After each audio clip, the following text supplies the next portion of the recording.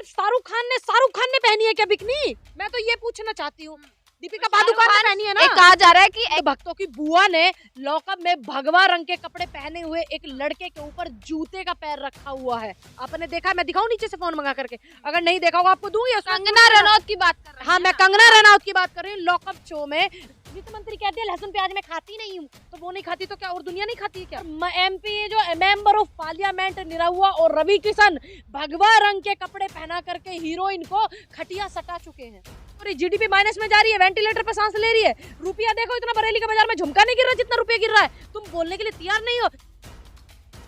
नमस्कार, मैं दामिनी शर्मा सजग भारत में एक बार फिर से आप सभी का स्वागत करती हूँ। और बड़े दिनों बाद आए हैं पूनम पंडित के घर पर। फायर ब्रांड बोला जाता है भैया कि पूनम पंडित किसान आंदोलन से उठता है एक नाम, और काफी समय बाद आए हैं और घर पर भी चर्चा चलती रहती है भैया। नीचे एक बार देख लीजिए कि घर पर भी पूरी मंडली बैठकर चर्चा करती है। अब यहीं से तो ये पूनम पंडित जो है वो इस तरीके के बयानबाजी तो नहीं सीखी है कि हाँ पूरा देश आज पूनम पंडित को जानता है। इसी के साथ जो है ये अब बुला लेते हैं उन्हीं को। यहाँ से देखेंगे कि सबसे पहला जो एक मेन चीज है ना पूनम पंडित के घर पर एंटर होते ही आपको जो दिखेगी वो है ये तिरंगा। अब इस तिरंगे से ये झलकता है कि देशभक्ति एक याद आती है कि देशभक्ति जो है वो पूनम पंडित बहुत बड़ी देशभक्त हैं। और जो बयानबाजी होती है उसके लिए कहा जाता है कि देशद्रोही हैं। कुछ लोग उन्हें देशद्रोही कहते हैं और यहाँ से वो झलका रही हैं कि मैं कितनी बड़ी देशभक्त हूँ। आ गई हैं पूनम पंडित और बातचीत इनसे कर लेते हैं।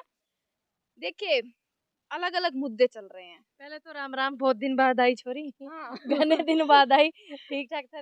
दर्शकों को भी सभी को मेरा नमस्कार। आप बहुत दिन बाद दिखी हैं। नहीं, मैं बहुत दिन कहाँ बाद गायब हो नहीं, गई आप थी? लोग है ना दूर से सफर जो तय करना होता है ना, राजनीति छोड़ दी है नहीं, क्या? किसने बोला? देखिए हम है ना वो राजनीति करते हैं जिसमें लोगों की सेवा होती है।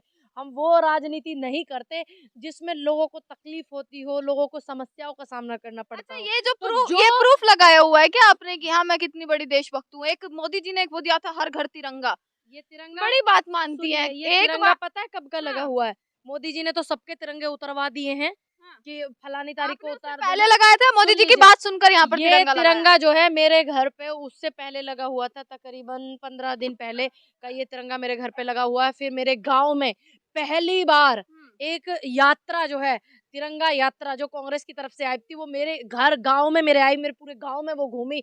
तो फिर उस दिन इस तिरंगे को जो है हमारे यहाँ पर लगाया गया। तब पहले छोटा था, फिर इसको बड़ा पहले करके नहीं लगाया। देखा ना किसी ने भी। नहीं, अब लग रहा है ऊपर नहीं आई है, हाँ। आप छत पर नहीं आई है, तो इसलिए नहीं देखा होगा। शुरुआत से लगा हुआ है। पहले छोटा लगा हुआ था, लेकिन अब ये जब 15 मोदी जी की बात मानकर थोड़ा बड़ा कर दिया नहीं, है ना बिल्कुल इसको नहीं। आपने। हमारी तिरंगा यात्रा निकली, हमारे देश के नेताओं ने निकाली, पहले से निकलती आई है। और मोदी जी उस संघ से जुड़े हुए हैं जहां 52 साल तक उनके ऑफिस पर तिरंगा नहीं लगाया गया।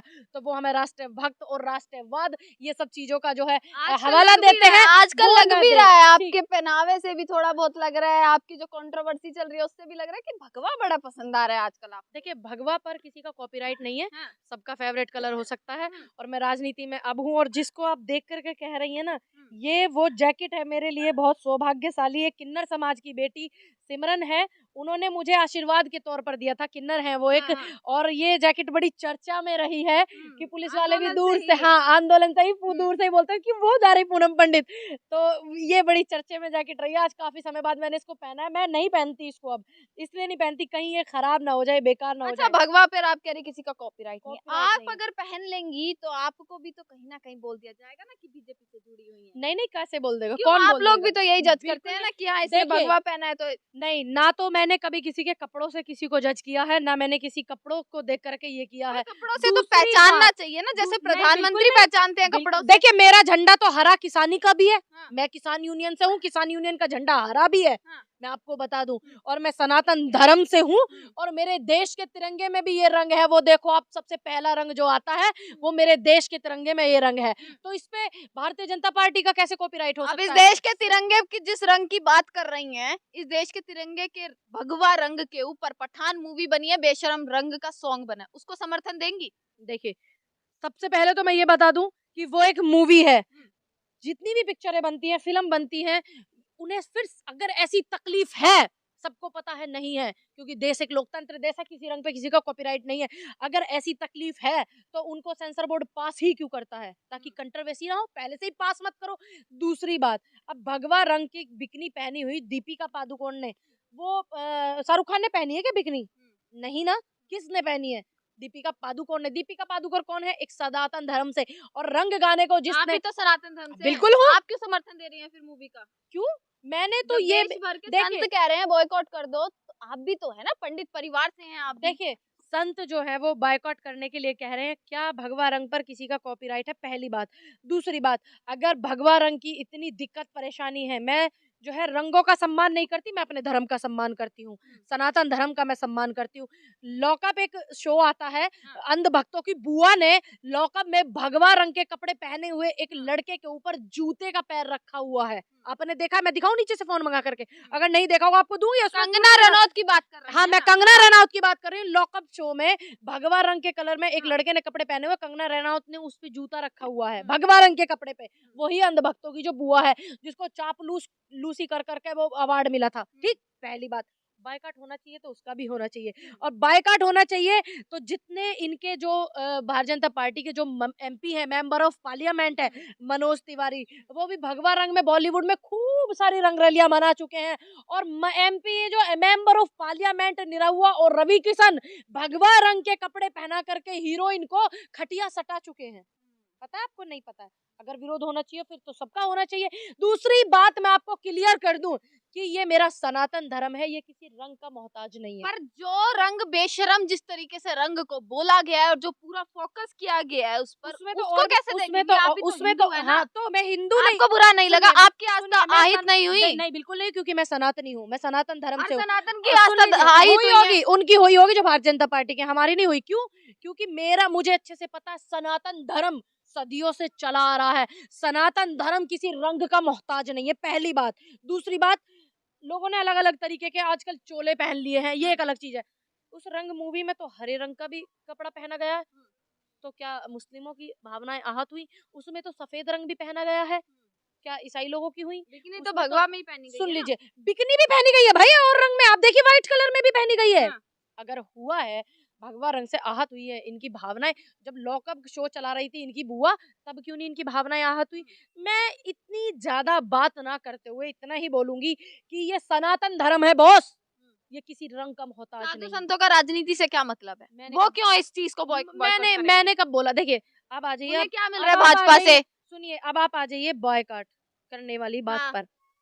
दीपिका पादुकोण सनातन धर्म से है, रंग गाना जिसने लिखा वो सनातन धर्म से है, रंग गाने को जो म्यूजिक दिया शेखर सुमन वो सनातन धर्म से है, इस मूवी को प्रोड्यूस करने वाले आदित्य चोपड़ा वो सनातन धर्म से है। सिर्फ मुस्लिम कौन है इसमें? शाहरुख खान। शाहरुख खान को उसकी फीस दी और कि जाइए भाई तुम्हारा काम खत्म। तो इस पूरे के पूरे सिस्टम में जो बायकॉट हो रहा है, ये सनातन धर्म का हो रहा है, ये लोगों को समझना पड़ेगा। उनकी आर्थिक स्थिति को, उनको काम नहीं मिलेगा, फिर क्या करेंगे वो लोग? सिर्फ शाहरुख खान ने पहनी है क्या बिकनी? मैं तो ये पूछना चाहती हूँ। दीपिका पादुकोण ने पहनी है ना? एक कहा जा रहा है कि एक एंगल दिया जा रहा है कि जानकर इस चीज को बढ़ावा दिया गया। जब दीपिका जो थी वो जेएनयू से कहीं ना कहीं उनका भी ताल्लुक था। जेएनयू से ताल्लुक सुनना, हमारी जो वित्त मंत्री है निर्मला सीतारमण, वो भी जेएनयू से है। हाँ।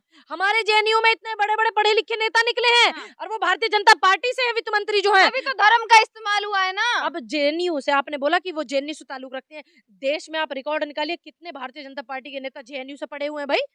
कितने पढ़े हुए हैं? कितने प्रोफेसर जेएनयू ने दिए हैं? तो आप जेएनयू में ये बोल दोगे कि आप जेएनयू में आतंकवादी हैं? या वहाँ के लोगों को तो यही बोला, टुकड़े टुकड़े गैंग का नाम दिया जाता है अब ना। एक वहाँ बात, पर जितने भी हमारे पास मुद्दे हैं, मैं हाँ। रखूं मुद्दे? हमारे पास बेरोजगारी का मुद्दा है, हमारे पास देश में शांति का है, महंगाई का मुद्दा है, हमारे पास बेटियों के बलात्कार होते हैं आए दिन, वो मुद्दे हमारे पास, दलितों की हत्याएं होती हैं, ब्राह्मणों के एनकाउंटर होते हैं, हमारे पास ये मुद्दे हैं। दलित की बेटी का बलात्कार होता है, हमारे पास ये मुद्दे हैं। महंगाई इतनी हो रही, जीडीपी माइनस में जा रही है, वेंटिलेटर पर सांस ले रही है, रुपया देखो इतना बरेली के बाजार में झुमका नहीं गिर रहा जितना रुपया गिर रहा है। तुम बोलने के लिए तैयार नहीं हो। वित्त मंत्री कहती है लहसुन प्याज मैं खाती नहीं हूँ, तो वो नहीं खाती तो क्या और दुनिया नहीं खाती है क्या? ये भी है ना। अब महंगाई कि गाड़ी में नहीं चलती हूँ, गाड़ी में नहीं चलेंगी क्या? वो क्या पैदल जाएंगी?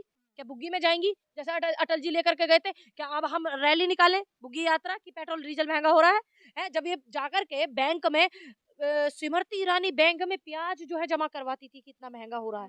आज देखिए ना डीजल पेट्रोल कितना महंगा हो रहा है। हम उनसे सीख लेते थे कि देखिए भाई सच के लिए बोल आप रही भी है तो महिला। ब्राह्मण है, आपने ब्राह्मणों के लिए कितनी आवाज उठाई है? मैंने तो बहुत उठाई है। कहाँ उठाई है देखिए, आपने? मैं किसान आंदोलन के बाद सीधा राजनीति में आप किसने चली बोला गई। आपको नहीं उठाई भाई? एक दामिनी शर्मा लड़की का जो है हत्या हो गई थी सियाना में, उसकी आवाज उठाई, एसएसपी साहब से मिले जाकर के, एनकाउंटर हुए, लड़की के लिए लड़ रहे हैं। और मैं जब सबकी ऐसा एक स्पेशल, आप मेरे पे टैग नहीं लगा सकती कि मैं सिर्फ ब्राह्मणों की आवाज उठाती हूँ। आप मुझे कह सकती हैं मैं दलित की बेटी की आवाज उठाने के लिए भी पुरानी नांगल दिल्ली में गई थी, जब 6 साल की बेटी का बलात्कार हुआ था, वो दलित की बेटी थी। मैंने मनीषा बाल्मीकि बहन की भी आवाज उठाई है। मेरे लिए देखिए, मैं अपने सनातन धर्म की बिल्कुल निष्ठा रखती हूँ, उसमें कोई दोहराया नहीं, और मुझे गर्व है कि मैं ब्राह्मण हूँ। लेकिन जब बात आवाज उठाने की आती है तो मुझे सारी बेटियां अपने देश की बेटी दिखती हैं, देश की बहनें दिखती हैं। तो मैं जात और समुदाय देख करके उनकी आवाज नहीं उठाती हूँ।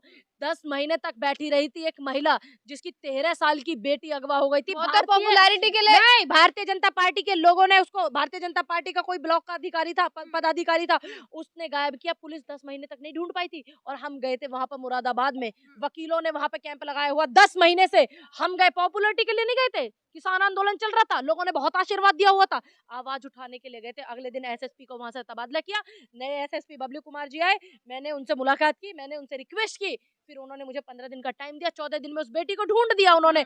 अब आगरे में जो एक दलित समाज का बेटा, जो थाने में जिसकी हत्या हो गई थी आगरे में, अरुण वाल्मीकि, पता है आपको? वाल्मीकि समाज से था वो, उसकी आवाज भी उठाने हम गए थे भाई। कैसे कह सकती हैं आपकी, आप सिर्फ अपने समाज की आवाज उठाती हैं? मैं अपने समाज की भी आवाज उठाती हूँ, जब मैं दूसरों की उठा सकती हूँ, अपने समाज की नहीं नहीं, उठाऊंगी। कांग्रेस से है ना अभी, तो इसीलिए कांग्रेस से, तो क्या कांग्रेस मुझे ये कहेगी कहा कि जाता है कि कांग्रेस तो केवल एक धर्म के लोगों का साथ देती है, किस धर्म का साथ देती है? ब्राह्मणों की तो कोई आवाज नहीं उठाती, साथ नहीं देती है उनका। हम आवाजदार क्यों? कांग्रेस में क्या ब्राह्मण नहीं है? क्या कांग्रेस में दलित नहीं है? क्या कांग्रेस में मुस्लिम नहीं है? क्या कांग्रेस में वाल्मीकि नहीं है? या कांग्रेस में ईसाई नहीं है? या कांग्रेस में सिख नहीं है? कौन नहीं है?